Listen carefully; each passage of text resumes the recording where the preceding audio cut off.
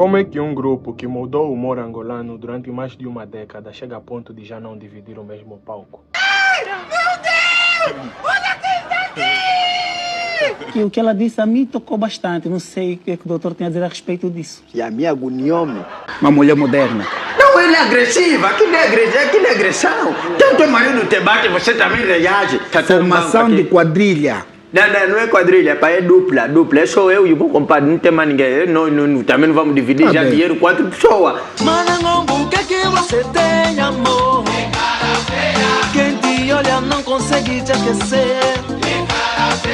Como é que 5 jovens, Gilmário, Costa, Tigre, Cesalt e Orlando, que começaram como cúmplices criativos, quase irmãos, acabam dispersos por trajetórias tão diferentes que hoje parecem universos separados? Durante anos, os Tunesas foram mais do que um conjunto de humoristas, eles eram um fenômeno. Shows esgotados, presença constante na televisão, personagens que entraram para a cultura popular, um estilo de humor rápido, crítico e naturalmente sincronizado. Em Angola, ninguém reproduziu aquela mistura de reverência, timing e leitura social. O grupo parecia inquebrável, mas nenhum auge dura para sempre. E quanto maior o sucesso, maior a pressão. E a pressão altera ritmos, prioridades e pessoas. A primeira fissura não veio de conflito ou confusão, veio de algo mais simples, só que difícil de aceitar: o crescimento individual. Tudo começou com o Gilmário. Entre todos os membros, foi o Gilmário que percebeu que estava na hora de arrumar as malas. Mas não por causa de algum problema, mas sim porque era hora de evoluir. E muitas vezes, para evoluir, é preciso ir sozinho. Para muitos angolanos, a saída do Gilmário foi chocante. Para ele, não.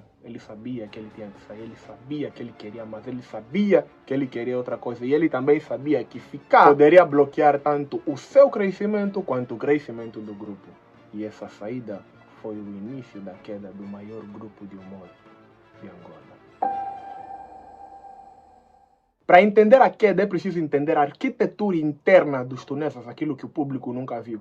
No palco eram 5, mas na vida real eram 5 mundos completamente diferentes, com ritmos diferentes, ambições diferentes e maturidade diferente. O que manteve os tunesas unidos durante tantos anos não foi apenas o talento, foi a necessidade. No início, todos eles precisavam de todos. Precisavam da visibilidade, precisavam do grupo para sobreviver, precisavam daquele nome para abrir portas que individualmente ainda não tinham força para abrir. Com o tempo, isso mudou. E quando isso aconteceu, cada membro precisava decidir: continuo a servir a marca ou começo a servir a mim? Isso começou a pegar mais no Gilmário. Ele sempre foi o mais visível e destacado do grupo, com um talento diferenciado. O grupo precisava mais dele do que ele do grupo. Ele começou a receber propostas que era preciso ele e não o grupo. Propostas que o dariam liberdade total, liberdade de expressão, liberdade criativa, liberdade profissional e liberdade para ser mais do que um tunesa. Nos bastidores, ele já estava a escrever sozinho, a construir carreira de stand-up, a desenvolver um estilo pessoal que não dependia do grupo. Não havia conflito, havia evolução. Mas dentro de qualquer grupo criativo, quando um membro cresce demasiado rápido, isso muda a estrutura. O público percebe primeiro no palco, o destaque muda, o timing muda, a energia muda. Os restantes membros também percebem, não por inveja, mas porque cada passo de um mexe no equilíbrio de todos. E quando o Gilmário decidiu sair, ele quebrou o grupo. A saída dele foi o primeiro abalo sistemático. O público sentiu, os colegas sentiram e o grupo teve que enfrentar uma realidade dura. Os tunesas não tinham perdido só um humorista, eles tinham perdido uma peça estrutural do grupo. O grupo continuou. Costa intensificou mais no personagem General Foge a Tempo com a colaboração de Cesalt no personagem Bolinha. Com o tempo, o papel de General Foge a Tempo mudou e se tornou a marca do Costa, dando a ele visibilidade, parceria e conexão. Em muitos casos, embora aqui ausente, Orlando o acompanhava fazendo o papel de filho do general. Tigre, por sua vez, não fazia muitos shows a solo com apenas um dos membros. Na maior parte do tempo, ele estava com o grupo. Os shows continuaram, o nome continuou vivo, a marca manteve-se de pé, mas a costura interna já não era a mesma. E foi nesse formato, nessa nova estrutura do grupo, que o segundo conflito, o segundo problema iria surgir.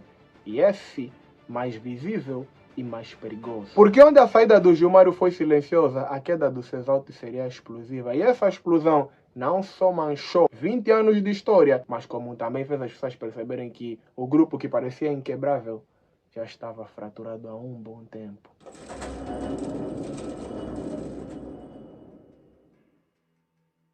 Como qualquer outro grupo, a saída de um membro muda drasticamente a estrutura e a dinâmica de um grupo. Mas como cada situação é uma situação, esta situação mudará mais uma vez a dinâmica e a formação do grupo. E dessa vez eu acho que vai ser de forma definitiva, fazendo com que o grupo desapareça aos poucos. No dia 27, o humorista Cesalti Paulo, um dos membros fundadores, foi detido pelo Serviço de Investigação Criminal sob suspeita de agressão contra a filha de criação do casal. A denúncia surgiu depois da jovem, atualmente com 19 anos, ter tentado tirar a própria vida ingerindo lixívia. Um gesto que levou a mãe a confrontar a filha e descobrir o que estaria por trás do desespero. Sobre insistência, a jovem relatou que estaria a ser alvo de abusos desde os 16 anos. Disse ainda que os primeiros aliciamentos teriam começado muito antes, por volta dos 12. A jovem vivia com o casal desde os 9 anos e era tratada como filha de criação. E essa denúncia levou à detenção imediata do Cesalti. Com a notícia tornada pública, o país polarizou-se rapidamente. Algumas versões começaram a circular nas redes sociais, desde rumores não confirmados de gravidez até debates sobre há quanto tempo os abusos teriam ocorrido, mas o essencial era inegável. A denúncia existia,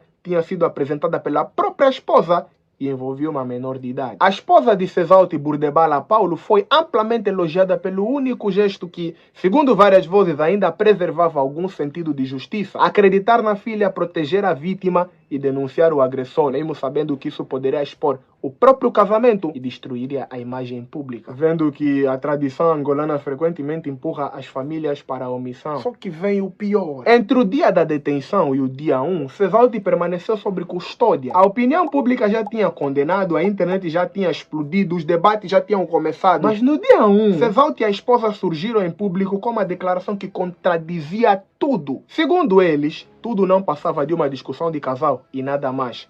Nenhuma palavra sobre a jovem, nenhuma referência dos relatos, nenhuma clarificação, apenas eles recuando de forma absurda. E foi aí que surgiram as perguntas. E a menina? De onde veio a denúncia? A polícia mentiu? As televisões inventaram? Por que alguém tentaria tirar a própria vida por uma simples discussão de casal? E claro, como era de se esperar, algumas pessoas diriam, a esposa recuou e retirou a queixa. Como se não bastasse, uma publicação falsa circulou nas redes sociais atribuída ao grupo, afirmando que eles apoiavam Cesalti e, como resposta, claro, o público decidiu cancelar o grupo e o grupo foi obrigado a vir a público e falar sobre o assunto para que o caso individual, que apenas era do Cesalti, não afetasse o grupo, e dizer também que eles não estão envolvidos e não apoiam uma atrocidade como essa. E que a partir daquele momento o Cesalti estava suspenso do grupo. Uma suspensão que eles, querendo ou não, vai terminar em expulsão, porque se eles quiserem manter o bom nome do grupo, o Cesalti terá que se manter de fora, porque até o momento ninguém diz nada sobre o caso, se é verdade ou se não é verdade. Nem mesmo eles envolvidos na situação mencionaram alguma coisa sobre isso, o que torna